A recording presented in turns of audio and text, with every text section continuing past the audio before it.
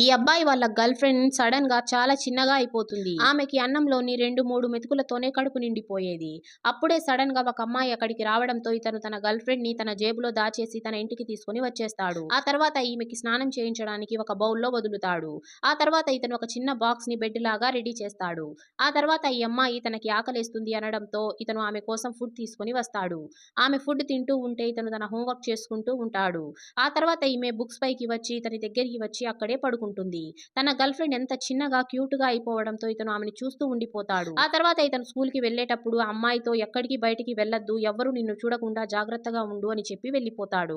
అప్పుడే సడన్ గా అబ్బాయి రూమ్ క్లీన్ చేయడానికి వాళ్ళ అమ్మ వస్తుంది. దాంతో ఈమె కిటికీ బయటకి వెళ్లి దాక్కుంటుంది.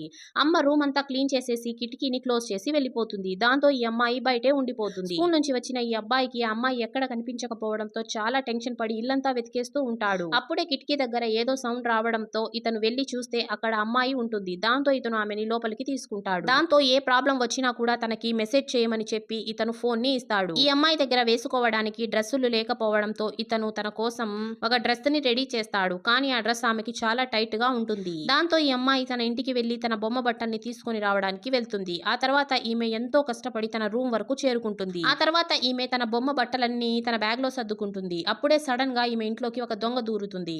దాంతో ఈమె వెంటనే తన ఫోన్ తో తన బాయ్ ఫ్రెండ్ కి మెసేజ్ చేసేస్తుంది. మెసేజ్ చూసిన అబ్బాయి వెంటనే ఇంటి వైపుకి వస్తాడు.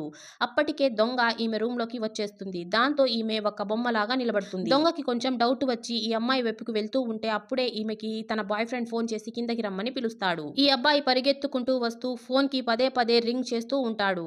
దాంతో ఈ దొంగలకి ఏదో తేడాగా అనిపించి అక్కడ నుంచి పారిపోతారు.